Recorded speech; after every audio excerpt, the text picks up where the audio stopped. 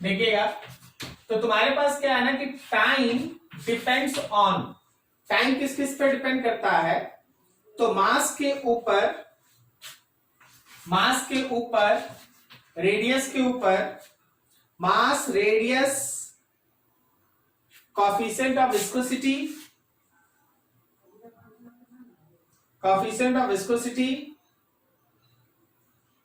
ठीक है, ये इन सब पे डिपेंड करता है, इन सब के ऊपर डिपेंड करता है।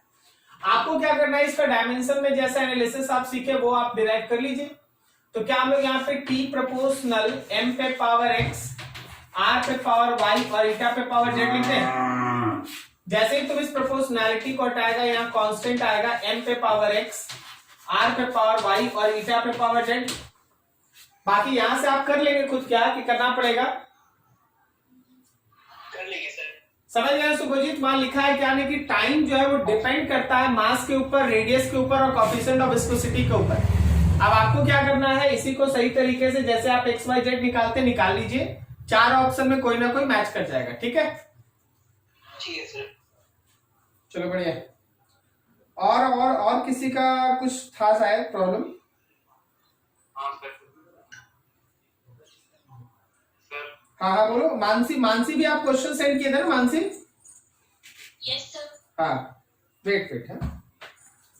मानसी का क्वेश्चन है, calculate the dimension of linear momentum and surface tension in terms of velocity, density and frequency as fundamental unit. अभी देखो, जैसे फिर से ऐसा ही क्वेश्चन है, क्वेश्चन ये कहता है लीनियर मोमेंटम, मान लो लीनियर मोमेंटम P है, प्रोपोर्शनल किस किस पर डिपेंड कर रहा है, वेलोसिटी के ऊपर, डेंसिटी के ऊपर और फ्रीक्वेंसी के ऊपर। वेलोसिटी है या फ्रीक्वेंसी है, फ्रीक्वेंसी को हम F कर देते हैं, हाँ थोड़ा कंफ्यूजन ना हो, तो आप इस पे डाल दीजिए X, रो पे डाल दीजिए Y और F पे पावर Z डाल दीजिए। क्या मानसी आप इसको सॉल्व नहीं कर पाए थे तो हम कर देंगे, और अगर आप ट्राई नहीं किए तो इसको कर लेंगे क्या? आप जो बोलिएगा, अगर सॉल्व नहीं हुआ है तो बोलिए, हम बना देते। सर ट्राई कर लेंगे। बात समझ गए क्या बोला है? मोमेंटम को निकालना है इन terms of velocity, density and frequency. तो ऐसा हमने बहुत सारा क्वेश्चन कर रखे हैं, तुरंत आप इस प्रोपोर्शनैलिटी को हटाएंगे, कांस्टेंट आएगा, वेलोसिटी पे पावर x, रो पे पावर y और फ्रीक्वेंसी पे पावर z, और उसके बाद सॉल्व कर लीजिए। इसी में एक और क्वेश्चन है, सुनना ध्यान से। सिमिलरली सरफेस टेंशन भी किस पर डिपेंड करता है, ये एक बार में सॉल्व करके निकाल लीजिए। फिर इसी में है कि सरफेस टेंशन मान लो S डिपेंड्स ऑन, वो भी किस किस पर डिपेंड करता है, वेलोसिटी पे पावर, डेंसिटी पे पावर और फ्रीक्वेंसी पे। ये भी फिर x y z, और फिर इसको भी सॉल्व करो। ये सरफेस टेंशन है। कोई बताएगा सरफेस टेंशन का dimension formula? Surface tension dimensional formula बोलो।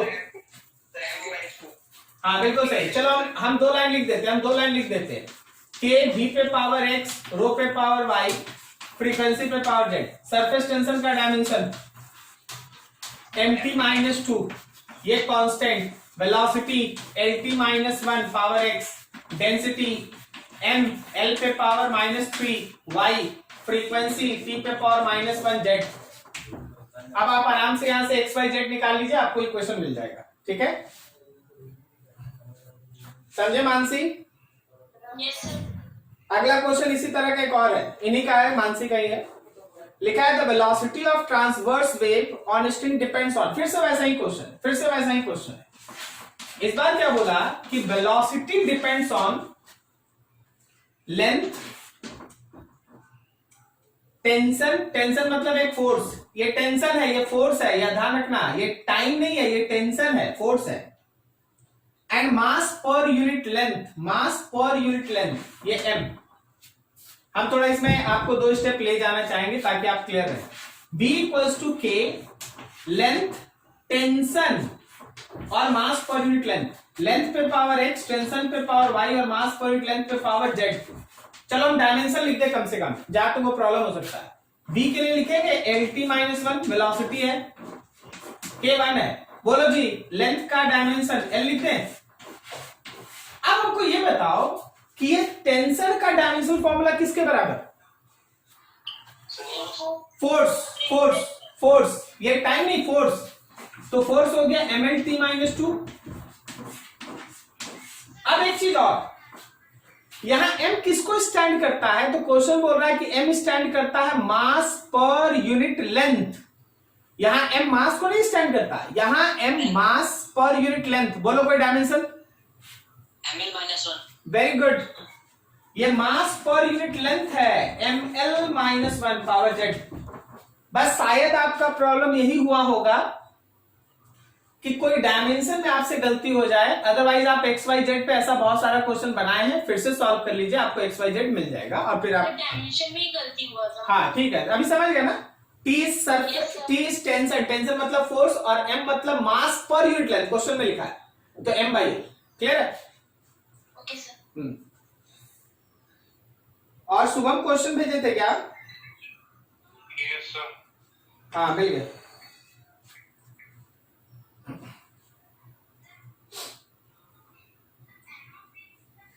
सुबह हम ये क्वेश्चन मना किए थे, हम बोले थे वर्नियर कैलिपर और स्क्रू गेज का क्वेश्चन स्किप करने के लिए, आपको याद है? सर बताए हाँ, मना तो नहीं की सर। वर्नियर कैलिपर और स्क्रू गेज, ये दोनों क्वेश्चन आप छोड़ के रखिए। Okay sir. ठीक है, ये जब स्कूल खुलेगा आपको स्कूल में एक्सपेरिमेंट कराया जाएगा। अगर स्कूल एक्सपेरिमेंट नहीं कराता, क्योंकि हो सकता है इस बार जो कोर्स दौड़ाने के पीछे रहेगा, अगर स्कूल एक्सपेरिमेंट नहीं कराता है, आप लोग हमको बताइएगा। हम 2 वर्ड बोल रहे हैं, कॉपी में कहीं लिख लीजिए, वर्नियर कैलिपर, वर्नियर कैलिपर और स्क्रू गेज, ये 2 अगर स्कूल नहीं कराता है आप हमको बताइएगा, हम यहाँ एनिमेशन में दिखा के काम करा देंगे। बात समझ गए? वो इक्विपमेंट है, इक्विपमेंट दिखाना पड़ेगा। क्लियर है? Okay sir. ठीक है, ध्यान रखना, बस स्कूल खुलेगा, नहीं होगा तो आप बता देना। और बताओ, और किसी का कोई था क्या डाउट? सर मेरा और कुछ क्वेश्चन था सर। भेजे हो क्या हमको? हाँ सर भेजा है सर। एक मिनट, सर सुभजीत ना? अच्छा अच्छा, हाँ पीछे है क्वेश्चन। हाँ ठीक ठीक, हाँ कुछ और क्वेश्चन है, देखो जरा। इसमें हम आपको बहुत कुछ सिखा रहे हैं, ध्यान से देखना। मेरे पास क्वेश्चन है P plus a by b square, फिर लिखा है b minus b is equals to R T. ये क्वेश्चन है, हम आपको इसमें बहुत सारी चीज सिखाते हैं, समझिएगा। एक्चुअली ये सही क्वेश्चन, मतलब ये सही तो बोलेंगे, बिल्कुल सही है, लेकिन ये अधूरा है, इसको हम पूरा कर देते हैं, जो आपको और कॉम्प्लिकेटेड करके दिया जा सकता है। सुनिएगा, exact equation is P plus an square by b square b minus n b is equals to nRT। ये होता है, इसमें कौन सा टर्म क्या स्टैंड करता है वो समझो। वेयर P स्टैंड करता है प्रेशर को लेके, ये प्रेशर है, गैस का प्रेशर है। पहले ये चीज है क्या, फिर से सुनो। कोई भी कंटेनर लीजिए, पहले तो आपको ये समझ में आना चाहिए कि ये है क्या। मान लीजिए ये एक कंटेनर है, इस कंटेनर में गैस है, तो गैस कंटेनर के वॉल पे जो प्रेशर लगाता है और गैस का जो वॉल्यूम है टेम्परेचर T, वो इस रिलेशन में होता है। P plus an square by b square bracket में v minus n b is equal to nRT।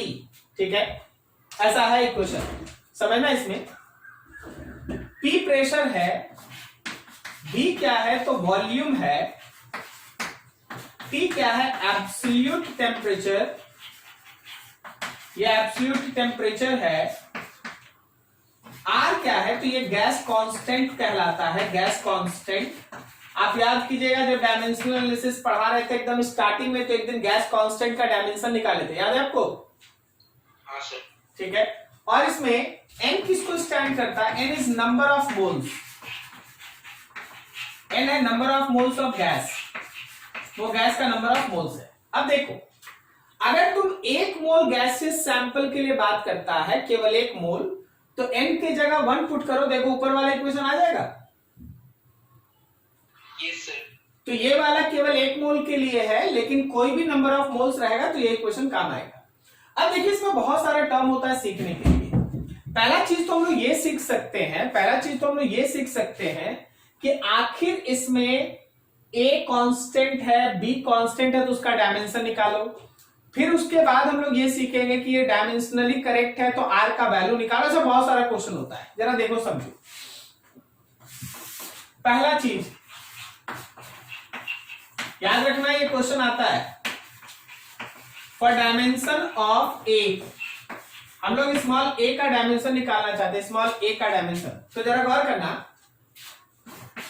p plus an square by v square है, p plus an square by v square है। तो देखिए pressure में अगर ये plus है तो according to principle of homogeneity, according to principle of homogeneity, याद आया आपको, जो डायमेंशन मेरे प्रेशर का होगा वही dimension an square by v square का भी होगा। जो डायमेंशन मेरे प्रेशर का होगा वही डायमेंशन मेरे an square by v square का भी होगा। ठीक है, बिकॉज दोनों अगर ऐड हो रहा है तो दोनों का डायमेंशन सेम होना चाहिए। तो क्या हम लोग यहां से a का डायमेंशन अगर निकालेंगे तो p into v square by n square करके हम लोग a का डायमेंशन निकाल सकते हैं।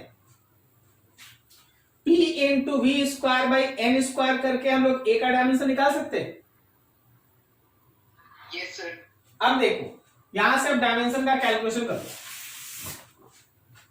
Therefore dimension of A is pressure का डायमेंशन वॉल्यूम का स्क्वायर और नीचे एन स्क्वायर मोल। प्रेशर का dimension formula ml minus 1 t minus 2, सही है। वॉल्यूम का डायमेंशन फॉर्मूला L3 उसका स्क्वायर और नीचे मोल का स्क्वायर। तो ये हो गया ml minus 1 t minus 2 L पे पावर 6 बाई मोल का स्क्वायर, सही है। तो थोड़ा सा इसको सिंप्लीफाई कर लीजिए। जब आप इसको सिंप्लीफाई कीजिएगा तो आपको मिलेगा डायमेंशन ऑफ A इज, बोलो L पे कितना पावर, 6 है सर। -1 और 6 है तो 5 बचेगा ना। T पे पावर -2 और मोल पे पावर -2, ये डायमेंशन है A का। A का डायमेंशन ये है। अच्छा, अगर कोई A का यूनिट पूछ दे, वो भी पूछा जाता है, तो यूनिट देखो कैसे। यूनिट के लिए यहां देख लीजिए, प्रेशर के लिए आप लिखेंगे ATM, वॉल्यूम के लिए आप लिखेंगे लीटर का स्क्वायर और नीचे है मोल, तो लिखेंगे मोल पे पावर -2, ये उसका यूनिट है। A का यूनिट, प्रेशर का यूनिट ATM आप जानते हैं, प्रेशर का unit yes sir. Pascal.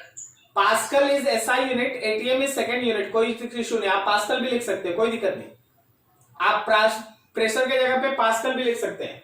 Volume का, वॉल्यूम के लिए लीटर भी होता है, वॉल्यूम के लिए मीटर भी होता है, सही ना, मीटर क्यूब। Yes sir. तो आप दोनों में से कोई भी यूज कर सकते हैं। क्लियर है, ATM लीटर स्क्वायर पर मोल स्क्वायर लिख सकते हैं। सिमिलरली एक और बहुत फेमस क्वेश्चन है, वो है B को लेके, B के बारे में। अभी हम लोग A के बारे में सॉल्व किए, अब B के बारे में है। देखना है, ये क्वेश्चन स्कूल में पूछा जाता है, आपसे डायमेंशन पूछा जाता है, आपसे यूनिट पूछा जाता है, हम सब बताते चल रहे हैं। अब B के बारे में सोचो।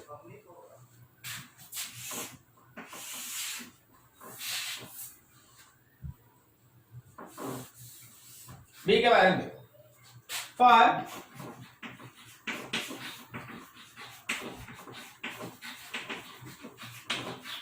फॉर डायमेंशन ऑफ B के लिए क्या लिख सकते हैं, V minus NB, V minus NB। अच्छा, फिर से अप्लाई करो, अप्लाइंग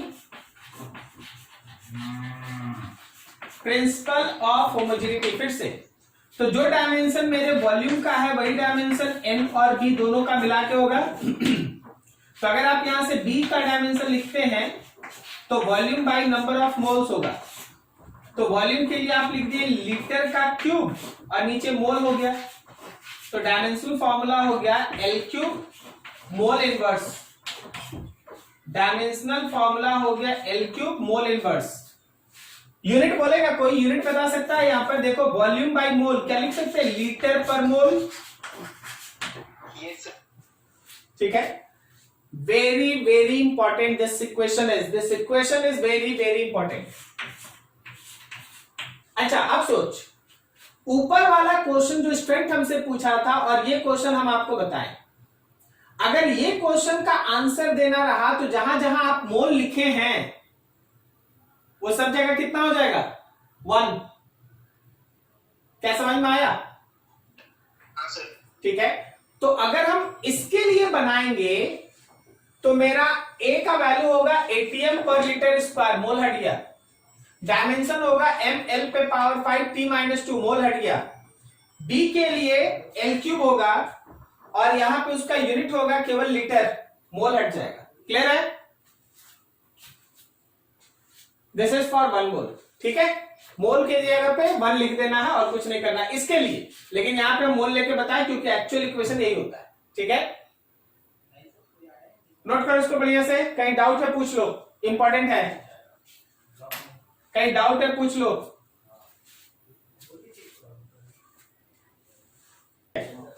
और कुछ डाउट होगा तो भेजते रहिएगा अगले दिन. आज हम लोग वेक्टर स्टार्ट करें. वेक्टर में जब तक 2-3 क्लास होगा नहीं तब तक इसका क्वेश्चन नहीं आता. तो आपके पास अभी आराम से 2-3 क्लास है जिसमें आप यूनिट एंड डायमेंशन, एरर, इन सब का क्वेश्चन बनाएं. एरर का क्वेश्चन और बनाओ. एरर का क्वेश्चन आप कम पूछे हैं. ठीक है, उसका क्वेश्चन आप बनाइए. उसका डाउट होता है उसको डिस्कस करेंगे. ठीक है, थोड़ा आगे बढ़ते हैं. आज वेक्टर में वेक्टर और स्केलर फिजिकल क्वांटिटीज को लेकर डिस्कस करेंगे आज. क्या आप लोग जानते हैं वेक्टर के बारे में कुछ? Yes sir. क्या होता है वेक्टर? सर जिसका डायरेक्शन और मैग्नीट्यूड दोनों. Very good. स्केलर कौन होता है? Only magnitude sir. हाँ, वेरी गुड. ठीक है, सही बोल. चलिए अब हम लोग कुछ है ना सीखते हैं.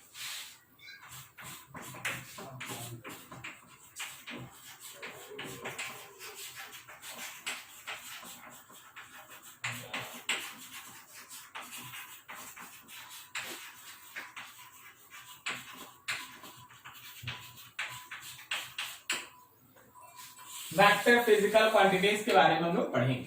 देखिए, फिर से आप पकड़िए कोई एक फिजिकल क्वांटिटी का डिस्कशन. फिजिकल क्वांटिटीज याद रखिएगा कि जो हमारे पास नेचर में एग्जिस्टिंग फिजिकल क्वांटिटी है उसको हम लोग जरूरत के हिसाब से अलग अलग तरह का क्लासिफिकेशन में डालते हैं. जैसे हम लोग यूनिट एंड डायमेंशन पढ़ रहे थे तो हम लोग फंडामेंटल और डिराइव्ड फिजिकल क्वांटिटी में उनको बांट दिए. आज हम लोग जब वेक्टर और स्केलर क्वांटिटीज के बारे में डिस्कस कर रहे हैं तो उनका एक अलग तरह का क्लासिफिकेशन है. सो नेचर में जितना भी फिजिकल क्वांटिटी है mainly they are divided in 2 sections. One is called scalar physical quantity and others are called vector physical quantity. Vector physical quantity and scalar physical quantity. मतलब देखो हम एकदम basic चीज लिखते हैं. मान लो जैसे हम तुमसे बोल दे कि देखो भाई यहां पे आप क्या करो, यहां पे आप डिस्टेंस लिख लो और यहां पे आप क्या करो, एकदम सिंपल आप यहां डिस्प्लेसमेंट लिख लो. तो देखो डिस्टेंस और डिस्प्लेसमेंट का कुछ अंतर है. जैसे हम तुमको क्या बोलेंगे ना, 4 मीटर डिस्टेंस. अगर हम डिस्टेंस बोलेंगे तो हम बोलेंगे 4 मीटर डिस्टेंस. लेकिन अगर हमको डिस्प्लेसमेंट बोलना होगा तो हमको केवल 4 मीटर बोलने से डिस्प्लेसमेंट नहीं होगा. हमको ये बताना पड़ेगा कि आखिर वो 4 मीटर का डायरेक्शन क्या है. अगर हम आपसे बोलते हैं कि देखिए जी distance covered is 4 metre, this line is 100% correct. लेकिन अगर हम बोलते हैं कि डिस्प्लेसमेंट इज 4 मीटर तो ये आधा अधूरा है क्योंकि इसमें किसी को भी उसके डायरेक्शन के बारे में कोई इंफॉर्मेशन नहीं है. मतलब ये एक एग्जांपल समझना. डिस्टेंस हम लिख सकते हैं कि 2 मीटर, लेकिन डिस्प्लेसमेंट हम केवल 2 मीटर नहीं लिख सकते हैं. हमको इस 2 मीटर के साथ उसका डायरेक्शन भी डालना पड़ेगा. सही है? ठीक है, 2 मीटर के साथ एक डायरेक्शन डालना पड़ेगा. जैसे एक एग्जांपल देखो, 2 मीटर अलोंग ईस्ट की तरफ 2 metre. Now it is a proper way. ठीक है, some physical quantities in nature. So ऐसा physical quantities, those physical quantities which have magnitude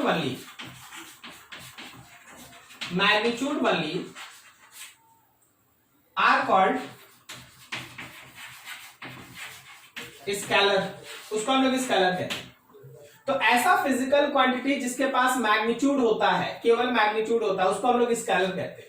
आपको पता है मैग्नीट्यूड किसको कहते हैं? मैग्नीट्यूड में भी दो टर्म होता है। मैग्नीट्यूड में अपने आप में दो टर्म होता है, एक होता है न्यूमेरिकल वैल्यू और होता है उसका यूनिट। जैसे देखो 2 मीटर, 2 क्या हो गया उसका न्यूमेरिकल वैल्यू और मीटर क्या हो गया उसका यूनिट। सही। तो जब भी आप मैग्नीट्यूड बात करते हैं तो उसमें एक न्यूमेरिकल वैल्यू होता है फिजिकल क्वांटिटी के मेजर और उसका एक प्रॉपर यूनिट भी होता है। जैसे अगला एग्जांपल देखो, एग्जांपल समझते चलो। जैसे हम आपके सामने लिखेंगे स्पीड, तो स्पीड हम लिख दिए 10 मीटर पर सेकेंड, तो ये उसका न्यूमेरिकल वैल्यू, ये उसका यूनिट। आप लिखे मास, मान लो मास लिख दिए आप 6 kg, तो 6 हो गया उसका न्यूमेरिकल वैल्यू, kg हो गया उसका यूनिट। आप मान लीजिए लिख दिए हैं, सपोज आप लिख दिए हैं वर्क, तो वर्क लिख दिए आप 15 जूल, तो 15 हो गया उसका न्यूमेरिकल वैल्यू, जूल हो गया उसका यूनिट। क्या आपको समझ में आ रहा है?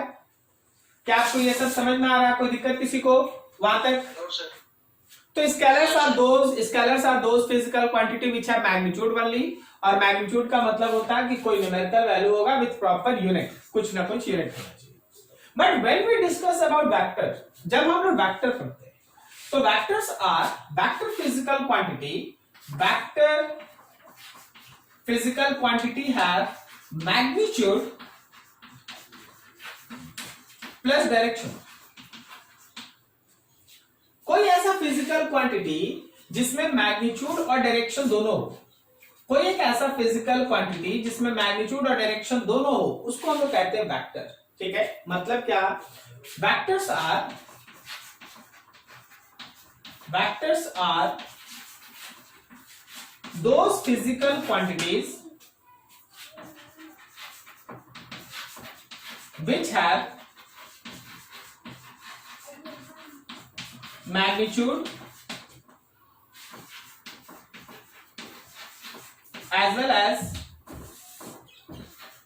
as direction। तो वेक्टर्स हम लोग वैसे फिजिकल क्वांटिटी को कहते हैं जिसमें मैग्नीट्यूड हो और डायरेक्शन हो। अगर मैग्नीट्यूड और डायरेक्शन दोनों है, they are mainly said to be vectors. But still एक लाइन बाकी है लिखना, वो हम अभी लिखेंगे ही नहीं, हम यहाँ जगह खाली रखेंगे, हम लोग बाद में बात करेंगे। तो vectors are those physical quantity जिसके पास मैग्नीट्यूड और डायरेक्शन दोनों होता है, उसको हम वेक्टर्स कहते हैं। जैसे आप एग्जांपल देखें, फॉर एग्जांपल आप लिखते हैं, मान लीजिए डिस्प्लेसमेंट, आप लिखते हैं डिस्प्लेसमेंट क्या लिखे आप लिखे 16 metre along positive x axis. तो ये रहा उसका न्यूमेरिकल वैल्यू, ये रहा भाई उसका यूनिट, और यहां है उसका डायरेक्शन। कोई भी ऐसा फिजिकल क्वांटिटी जिसमें न्यूमेरिकल वैल्यू, यूनिट दोनों मिलाकर मैग्नीट्यूड और साथ में डायरेक्शन, उसको आप कहते हैं वेक्टर। जैसे मान लीजिए आप लिखते हैं वेलोसिटी आप क्या लिखे 12 metre per second towards north, 12 metre per second towards north. तो 12 is numerical value, metre per second is proper unit, and towards north is direction. आप लिखे फोर्स, अभी देखो हम लिख रहे हैं फोर्स कितना लिख दिया? हम लिख दिए 15 न्यूटन अपवर्ड। जैसे मान लो मेरे पास यहाँ डेस्क रखा हुआ, हम इसको बाहर 15 न्यूटन से ऊपर की तरफ खींच रहे हैं, ऊपर की तरफ, तो मेरे फोर्स का एक डायरेक्शन है, ठीक है। मेरे बॉडी का वेट भी एक फोर्स है, उसका डायरेक्शन है नीचे की तरफ। तो हमेशा जब आप फोर्स लगाते हैं तो कोई ना कोई उसका डायरेक्शन होता है। तो जरा गौर करो, ये दोनों मिलके मैग्नीट्यूड हो गया, ये दोनों मिलके मैग्नीट्यूड हो गया, अपवर्ड कहने का मतलब हो गया डायरेक्शन। सही। तो ऐसा फिजिकल क्वांटिटी जिसके पास मैग्नीट्यूड भी हो, डायरेक्शन भी हो, उसको हम लोग कहते हैं वेक्टर। तो फिर सर मिसिंग क्या है, यहां क्या आप बोले लिखेंगे? सुनना, नेचर में बहुत सारा ऐसा भी क्वांटिटी होता है जिसके पास मैग्नीट्यूड है, डायरेक्शन है, लेकिन वो वेक्टर नहीं है। बेस्ट एग्जांपल है करंट। करंट का प्रॉब्लम क्या है आप समझिएगा। वेक्टर होने के लिए केवल मैग्नीट्यूड और डायरेक्शन नहीं चाहिए, इसके लिए तीसरा एक और इंपॉर्टेंट क्राइटेरिया है, वो ये है as well as direction and it must follows vector law. बिल्कुल सही, वेक्टर अलजेब्रा मतलब वेक्टर लॉ। वेक्टर अलजेब्रा, देख वेक्टर का एक अपना अलजेब्रा होता है, शायद अभी अब तक आपका दिमाग इस लेवल में पहुंच गया। सुनिएगा क्या बोल रहे हैं आप। जब डायमेंशन पढ़े तो डायमेंशन में देखिए मल्टीप्लीकेशन, डिवीजन, एडिशन, सब्सट्रैक्शन का एक अलग तरीका चल रहा था। L square minus L square हम लोग जीरो नहीं लिखते, हम लोग क्या लिखते हैं? L square minus L square is L square. क्या सही है? नहीं समझा? समझ में आ रहा क्या बोल रहे? डायमेंशन में एक अलग तरह का एडिशन सब्सट्रैक्शन चल रहा था, ठीक है? उसमें हम लोग है ना, अगर लेंथ को लेंथ के साथ जोड़ते थे तो 12 नहीं लिखते थे, लेंथ लिख देते थे। अगर लेंथ में से लेंथ माइनस करते थे तो 0 नहीं लिखते थे, लेंथ लिख देते थे। याद आ रहा आपको? ठीक है। फिर जब आप एरर पढ़े तो एरर में आप अलग तरीके से एडिशन सब्सट्रैक्शन किए, तो वो एरर का अलजेब्रा था। डायमेंशन का अपना अलजेब्रा है। अलजेब्रा मतलब एडिशन, सब्सट्रैक्शन, मल्टीप्लिकेशन, डिवीजन, ये सब। एरर में अलग तरीके से काम होता है, डायमेंशन में अलग तरीके से काम होता है। फिर जब आप सिग्निफिकेंट फिगर्स पढ़े लास्ट डे, तो आप देखे थे सिग्निफिकेंट फिगर में ऐड सब्सट्रैक्ट करके फाइनल आंसर देने का एक अलग तरीका था। Yes sir.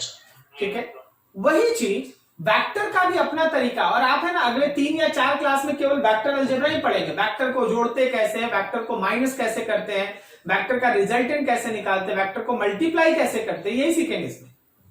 तो वैसा क्वांटिटी जिसके पास मैग्नीट्यूड है, डायरेक्शन और जो वेक्टर अलजेब्रा को फॉलो करता है, वही वेक्टर कहलाता है, वही वेक्टर कहलाता है। तो फिर सर कहां कौन एग्जांपल है? बेस्ट एग्जांपल जो लिख रहे हैं वही पूछा जाता है, ध्यान रखना। करंट है magnitude as well as direction. Current के पास मैग्नीट्यूड है, उसके पास डायरेक्शन भी है, but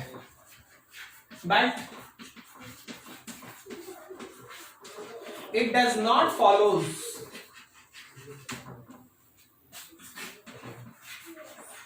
vector algebra. So it is not a vector, उसको आप वेक्टर नहीं लेंगे। तो हमारे पास फंडामेंटल कॉन्सेप्ट वेक्टर का ये है कि हमारे पास मैग्नीट्यूड होना चाहिए, डायरेक्शन होना चाहिए, प्लस वेक्टर अलजेब्रा फॉलो करना चाहिए। वेक्टर अलजेब्रा अगर वो तीनों कंडीशन सेटिस्फाई करता है, मैग्नीट्यूड है, डायरेक्शन है और वेक्टर अलजेब्रा भी सेटिस्फाई करता है, तो वैसे केस में those physical quantities are said to be vectors. ठीक है, वेक्टर अलजेब्रा क्या होता है याद रखिए भाई कि वही हम लोग 3-4 दिन अभी धीरे धीरे सीखेंगे।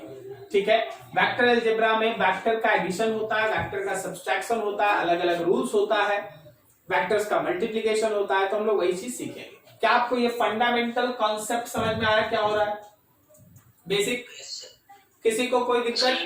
हाँ बोलो ना सर। वर्क वेक्टर क्वांटिटी है क्या स्केलर क्वांटिटी? स्केलर है सर, लेकिन फोर्स भी तो वेक्टर ही है, डिस्प्लेसमेंट भी तो वेक्टर ही है ना? एकदम बिल्कुल है, सही है। तो वर्क भी तो वेक्टर ही होना चाहिए ना? अच्छा होना चाहिए, थोड़ा वेट कर, एक दिन हमको समय दे, 1 से 2 दिन हमको टाइम दे, हम आपको सब चीज दिखा देंगे, ऐसा कुछ नहीं। ठीक है ना, आज अभी खत्म नहीं हुआ, आज अभी स्टार्ट हुआ है। ठीक है, जैसे खत्म हुआ, अभी देखो यूनिट एंड डायमेंशन खत्म हो गया। अभी आपको इसमें कोई डाउट है आप पूछिए, हम तो अभी बोल दिए ना खुल के। उसी तरह वेक्टर आज स्टार्ट हुआ है, जब ये खत्म होगा आपको जो डाउट होगा पूछ लीजिएगा। सर ये वाला अभी आंसर नहीं मिला, ठीक है, वेट करते हैं तो। यस। सबसे पहला टर्म हम लोग आज सीख रहे हैं रिप्रेजेंटेशन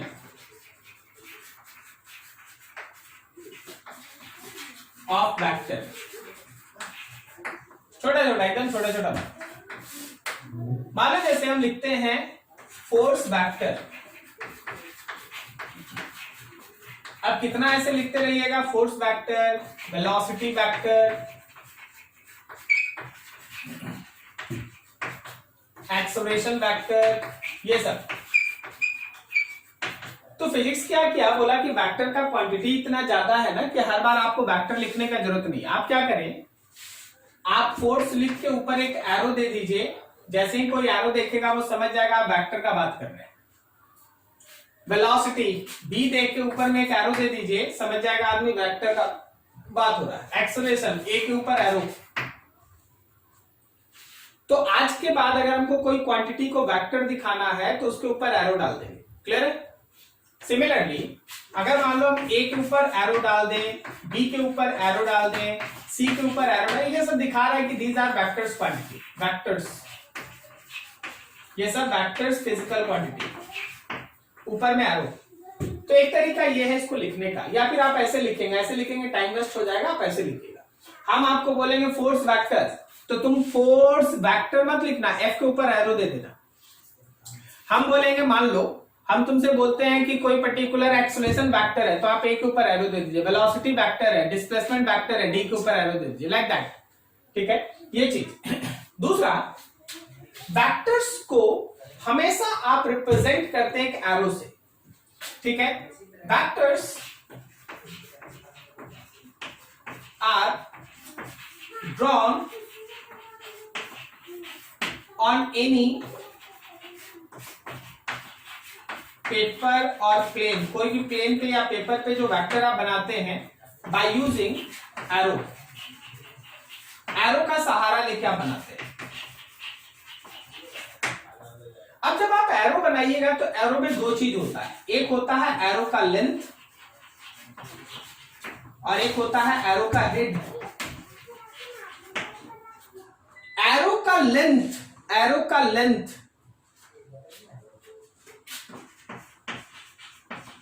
मैग्नीट्यूड ऑफ वेक्टर को रिप्रेजेंट करता है कि वेक्टर ज्यादा है या छोटा, और एरो का हेड डायरेक्शन ऑफ वेक्टर को दिखाता है। हेड आप जिधर बनाएंगे, अभी मान लीजिए जैसे ये एरो बना दी, ये एरो, ये एक वेलोसिटी वेक्टर मान लो, तो जो इसका हेड दिखाई दे रहा है वो हेड इसका डायरेक्शन है। जो हेड दिखाई दे रहा है वो हेड इसका डायरेक्शन है, और जो यहां से लेके यहां तक इसका लेंथ दिखाई दे रहा है वो इसका मैग्नीट्यूड को रिप्रेजेंट करने का तरीका। सर थोड़ा और क्लियर कीजिए।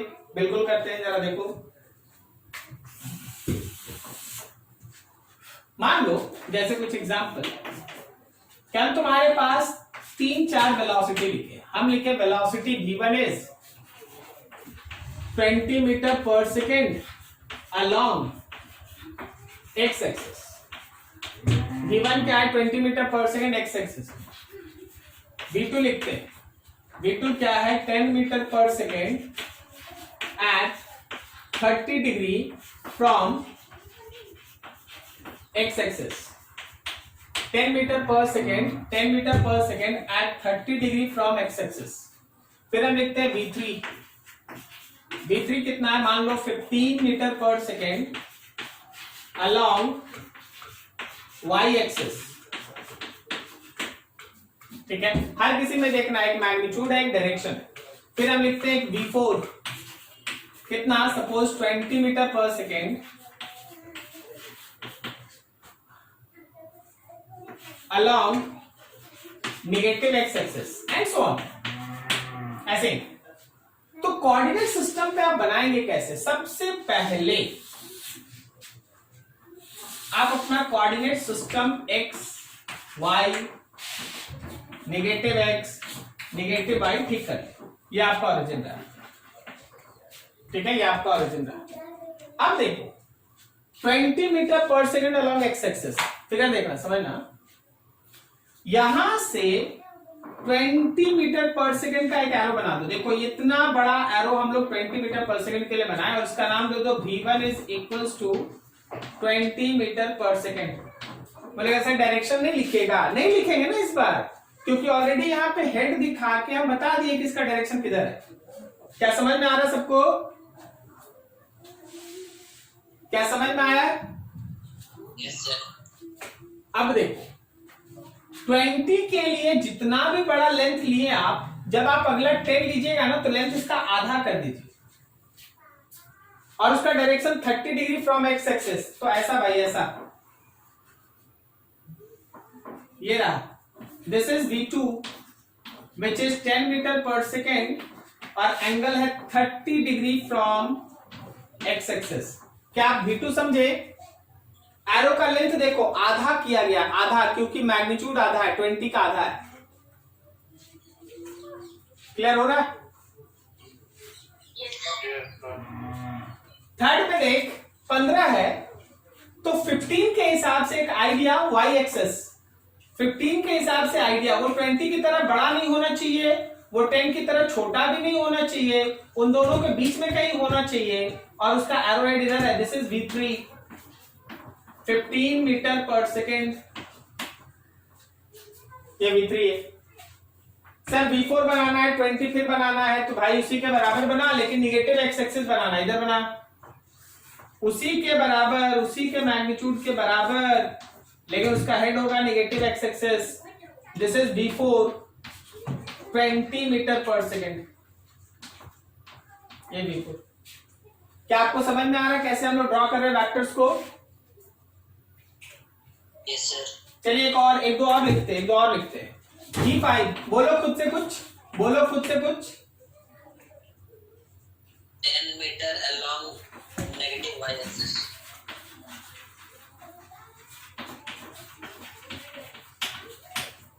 क्या ये हो रहा हम लोग का? क्या ये आ रहा हम लोग का? This is v5 10 metre per second. ठीक है, कुछ और बोलो, सोच के अपने से बोलो। v6 बोलो कुछ। 60 meter per second at 80 degree from y axis। 50 बोला कि 15? Yes, 50. 50 metre per second eight कितना? 40 डिग्री। कहां से? Y axis। From y axis. जब कभी भी है ना, जब कभी भी एंगल बोला जाए वो हमेशा याद रखिएगा एंटी क्लॉकवाइज डायरेक्शन में मेजर होता है, एंटी क्लॉकवाइज। जब तक कि उसमें क्लॉकवाइज एंटी क्लॉकवाइज मेंशन नहीं, हमेशा क्या होता है? एंटी क्लॉकवाइज, उल्टा घूमता है, एंटी क्लॉकवाइज। अब देखो तुम तो बोल दिया है 50, तो तुमको उतना ही बड़ा बनाना पड़ेगा, उतना ही बड़ा बनाना पड़ेगा 50 के हिसाब से। क्या समझे? और यहां से 40 डिग्री, इसका नाम हो गया v6 50 मीटर पर सेकेंड। क्या समझ पा रहे हैं? तो 50 metre per second, this is v6। Note करो यहां तक। कहीं कोई डाउट होगा बात कर लेंगे, कहीं नोट करो इसको अच्छे से, फिर और आगे बढ़ते धीरे धीरे। हो गया जी? हो गया जी? Yes, sir। कहीं कोई डाउट किसी को अभी तक जहां तक लिखा गया उसको समझने में? किसी का कोई प्रॉब्लम? No। चलो ठीक। अब देखो यहां पे ध्यान से अगला टॉपिक। आगे हम लोग क्या करते हैं ना, वेक्टर्स का कंपोनेंट तोड़ते हैं। कंपोनेंट का मतलब क्या होता है, थोड़ा यहां देख लो, फिर हम आगे अच्छे से। ये जो वेक्टर है आपके पास, ये पूरा का पूरा x में है, ये केवल x में है, ये केवल y में है, ये केवल x में है, ये केवल x में है, ये केवल y में है। लेकिन सोचो जरा इन दोनों के बारे में। ये जो मेरा वेक्टर है उसका कुछ हिस्सा x में है और कुछ हिस्सा y में है। समझ में आ रहा है क्या? Yes sir. इसका कुछ हिस्सा x में है और कुछ हिस्सा y में है। सिमिलरली ये जो वेक्टर आपको दिख रहा है उसका कुछ हिस्सा y में है यहां तक और उसका कुछ हिस्सा x में है यहां तक। क्लियर हुआ? किसी भी वेक्टर का मान लो जैसे हम यहाँ पे एक छोटा सा डायग्राम आपको दिखाया, अभी एक्सप्लेन करेंगे बढ़िया से। अभी मान लो कोई एक वेक्टर है, बीच में ऐसे बना दिया जाए ना, तो उसका कुछ हिस्सा x में होता है और कुछ हिस्सा y में होता है। किसी भी वेक्टर का प्रॉपर x एक्सिस और y एक्सिस में कंपोनेंट निकालने का मेथड, कंपोनेंट फाइंड आउट करने का मेथड रेजोल्यूशन ऑफ वेक्टर कहलाता है। तो अगला टॉपिक है वेक्टर रेजोल्यूशन या component of finding vector. Vector का रेजोल्यूशन करना, कंपोनेंट निकालना। देखो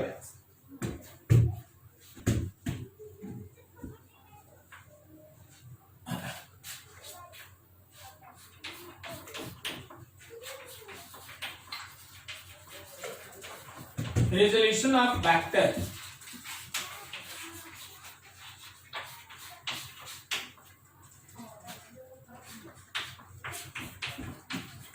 The process of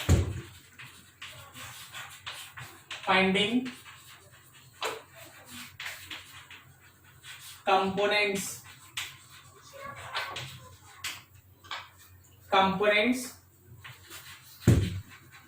of any vector।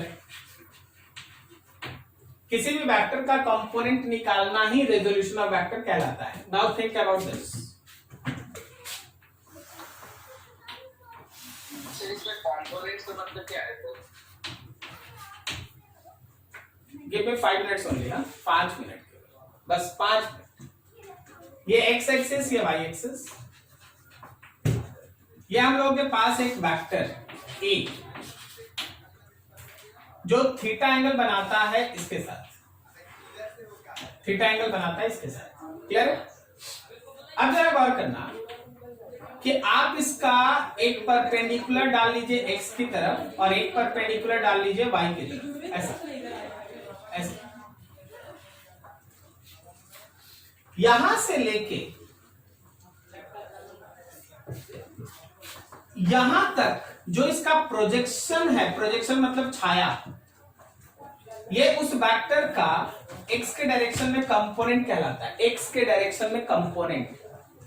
Similarly Y की तरफ उसका प्रोजेक्शन यहां तक है, ये उसका वाई के डायरेक्शन में कंपोनेंट कहलाता है ए वाई। सफिक्स में एक्स लगा, सफिक्स में वाई लगा, ये दिखाने के लिए कि हम लोग एक्स कंपोनेंट का बात करें या वाई कंपोनेंट का। ठीक है? अभी देखो जरा चीज को समझो। आप जब कोई वेक्टर को ऐसे बीच में ड्रॉ कर देते हैं तो एक साथ उसका एक से ज्यादा डायरेक्शन में कुछ कुछ पार्ट होने लगता है। देखो जैसे बात को समझना ऐसे कि मान लो ये ईस्ट है, ये नॉर्थ है। अगर आदमी ईस्ट की तरफ चला 10 मीटर तो वो ईस्ट की तरफ चला 10 मीटर, नॉर्थ में डिस्प्लेसमेंट उसका 0 है। करेक्ट? अगर वो नॉर्थ की तरफ चला 10 मीटर तो वो नॉर्थ की तरफ ही चला 10 मीटर, ईस्ट में नहीं गया।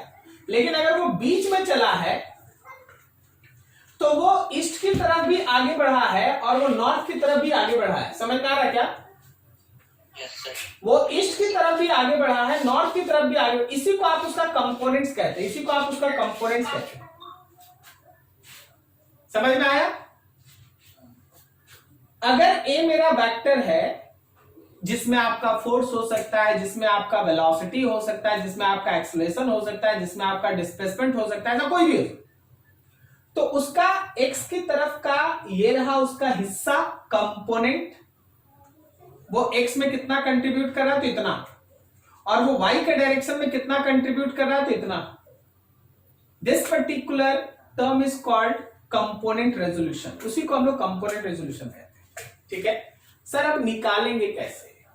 निकालने का सिंपल सा तरीका है, ओ है, मान लो इसको हम P लिख देते हैं, यहां M लिख देते हैं, यहां N। आप लीजिए ट्रायंगल OPM, आप OPM ट्रायंगल ले लीजिए। OPM ट्रायंगल में क्या हम लोग cos theta is equals to, cos theta का फॉर्मूला बोलो, बेस बाय हाइपोटेनस होता है। Yes sir. बेस में कौन होगा यहाँ, ओपीएम ट्रायंगल में बेस कौन है, ओएम, एक्स, ठीक बोला, और हाइपोटेनस ओपी है। तो क्या हम लिख सकते हैं ओपी का cos थीटा इज ओएम। अब देखो जैसे स्टूडेंट बता रहा था, ओएम कुछ और थोड़ी ना है, OM is equals to OP का cos थीटा।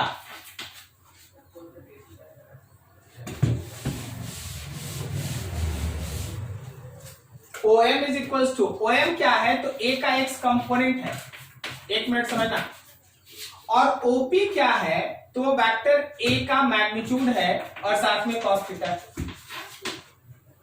वेक्टर ए का मैग्नीट्यूड मतलब ए अगर 20 मीटर पर सेकंड होगा तो 20 cos थीटा, ए का एक्स कंपोनेंट cos थीटा, ए का cos थीटा।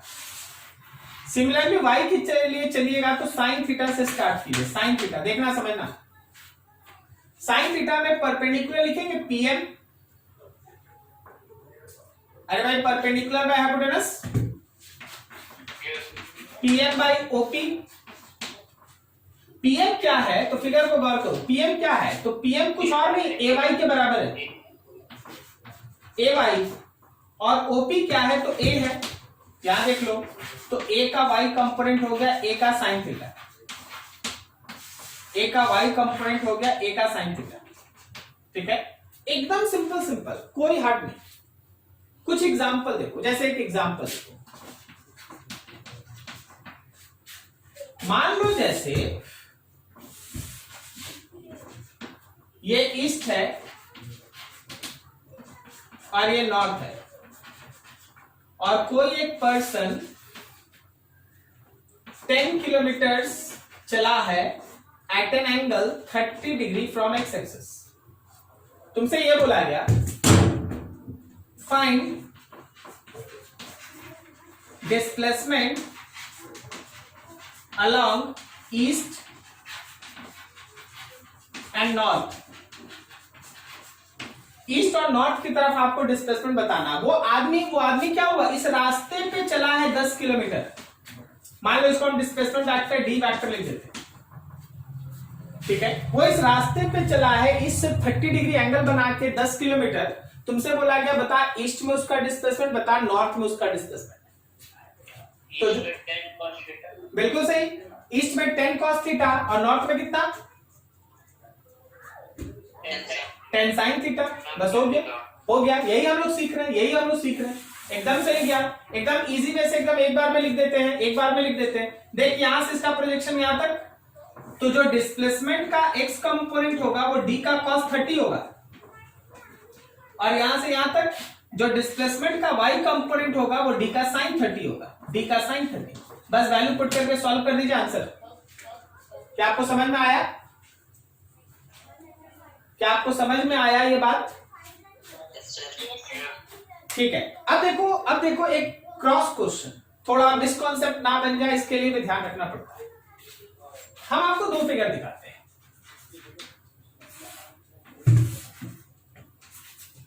एक फिगर में यहां ए वेक्टर है और वो एक्स एक्सिस के साथ थीटा बनाया है, और मेरे दूसरे फिगर में यहां बी वेक्टर है और वो वाई एक्सिस के साथ थीटा बनाया है, ठीक है। मेरे इस थर्ड फिगर में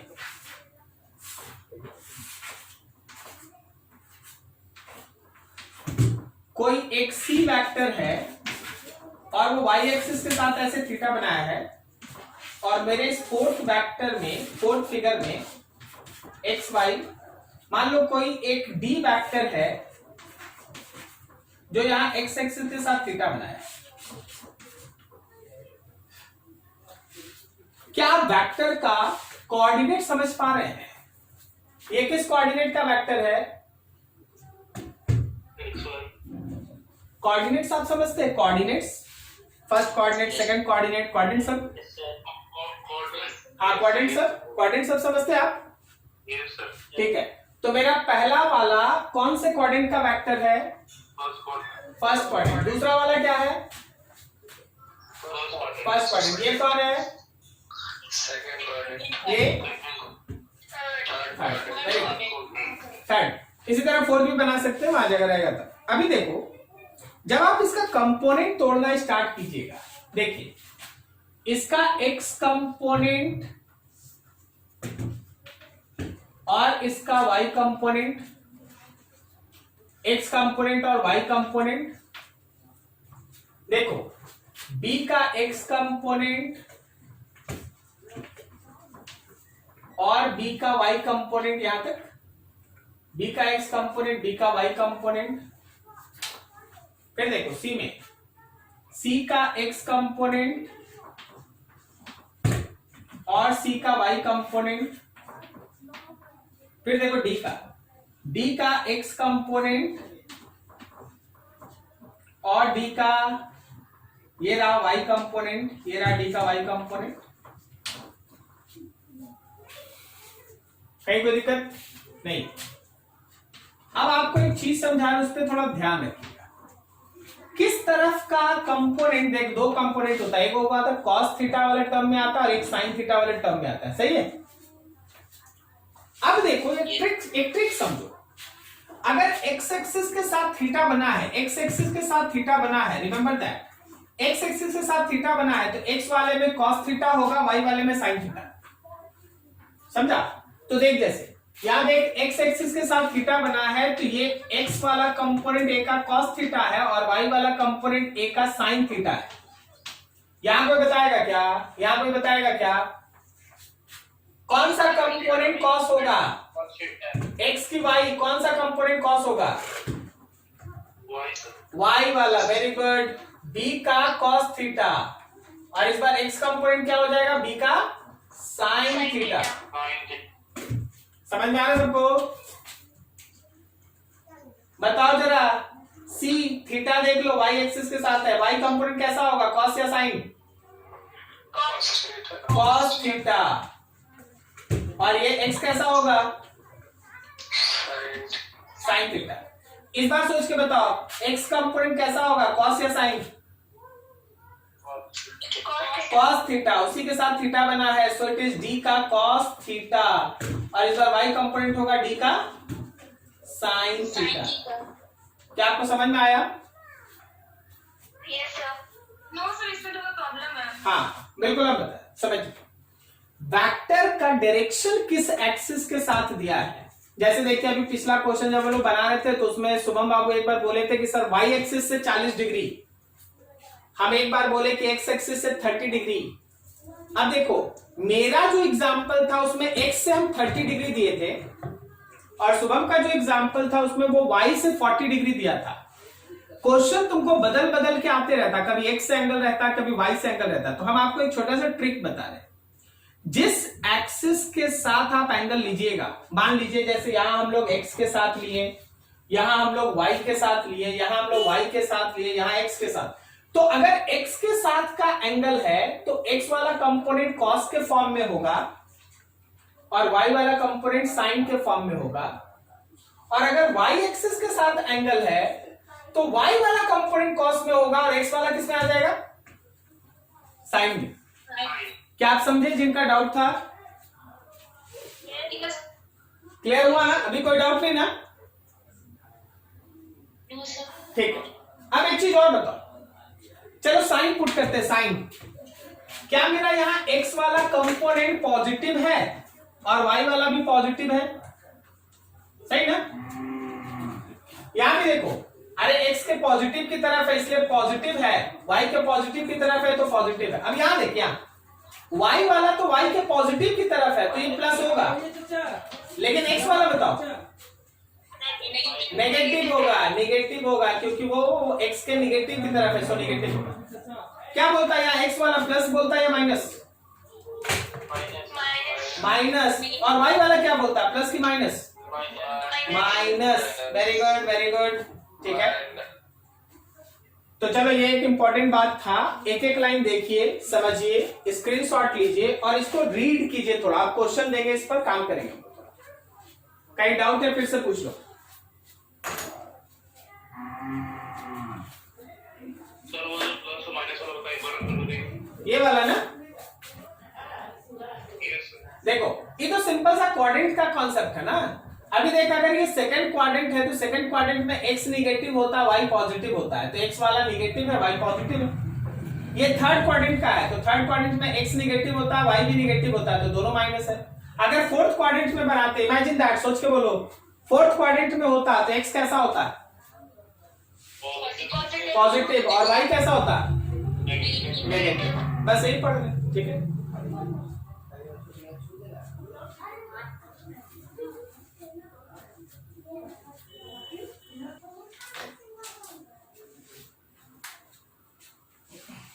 अभी आप देखिए कुछ एग्जांपल्स है, हाँ आप और हम साथ में ही बना सकते हैं, कोई सुनिए।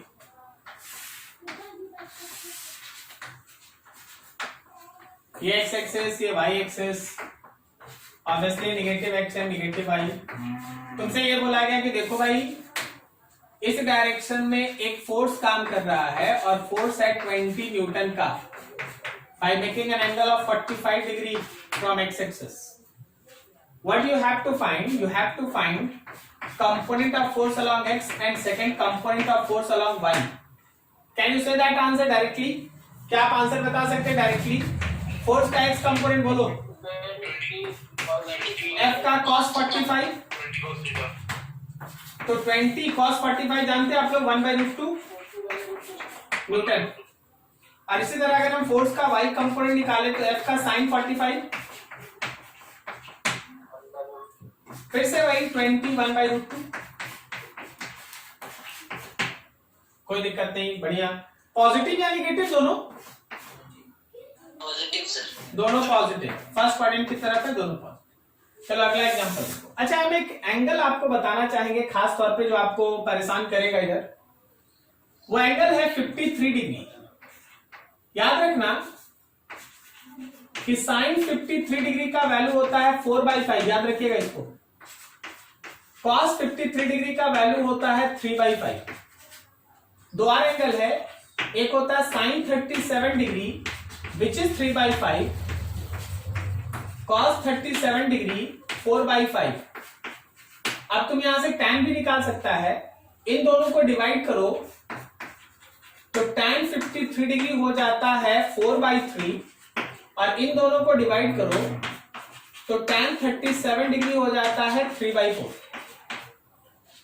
देखिए आपको 30 डिग्री का वैल्यू पता है, आपको है ना 45 का पता है, 60 का पता है, 90 पता है, और आपको बहुत आगे पता होगा।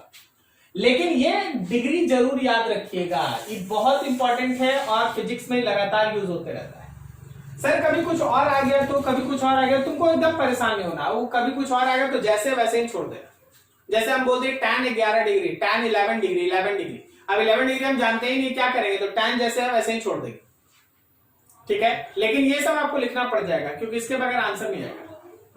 तो इसको याद रखिएगा, इसको याद रखिए, बस इतना ही याद रखिए। और आपको 30, 45, 60, 90 जो आप जानते हैं उसको याद रखिए, इसको एक एक्स्ट्रा याद रखिए। चलिए आगे देखिए। जैसे अगला एक एग्जांपल,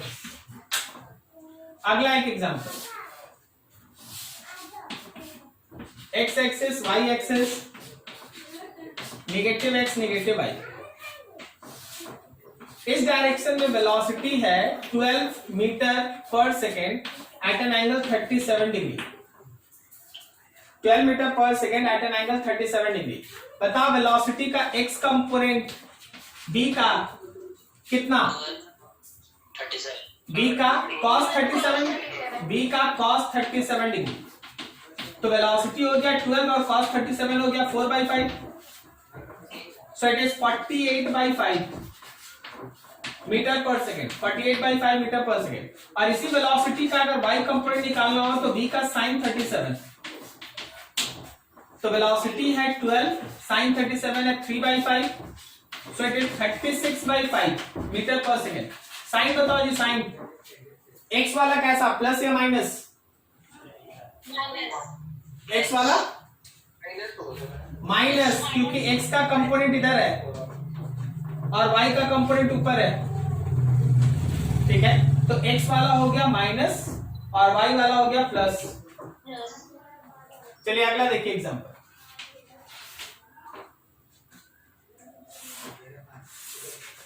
ये रहा x axis, y axis, negative x negative y। You have displacement 8 meter at an angle 53 degree। बोलो डिस्प्लेसमेंट का x कंपोनेंट फॉर्मूला बोलो, d का 8 cos 53 degree. d का cos 53 degree, cos 53 degree, d का वैल्यू 8, cos 53 का value 3/5, so it is 24/5 metres. ठीक है, displacement का y कंपोनेंट बोलो, d का sin 8 53, sin 53 degree. तो 8 है, sin 53 है, 4/5, तो इट इज 32/5 मीटर। बोलो x कंपोनेंट प्लस या माइनस, x कंपोनेंट प्लस या minus, plus plus, x component plus, अरे भाई y कंपोनेंट माइनस, क्या सही जा रहे हैं? Yes. x component plus y component minus. Clear है? तो अभी तक आज हम लोग यही सीखे हैं, हाँ, कि कैसे हम लोग वेक्टर्स को रिप्रेजेंट करते हैं, कैसे हम लोग वेक्टर्स को कंपोनेंट्स में तोड़ते हैं। इसी के ऊपर हम लोग धीरे धीरे आगे बढ़ते जाएंगे। नोट करो जरा अच्छे से, कहीं डाउट है पूछो।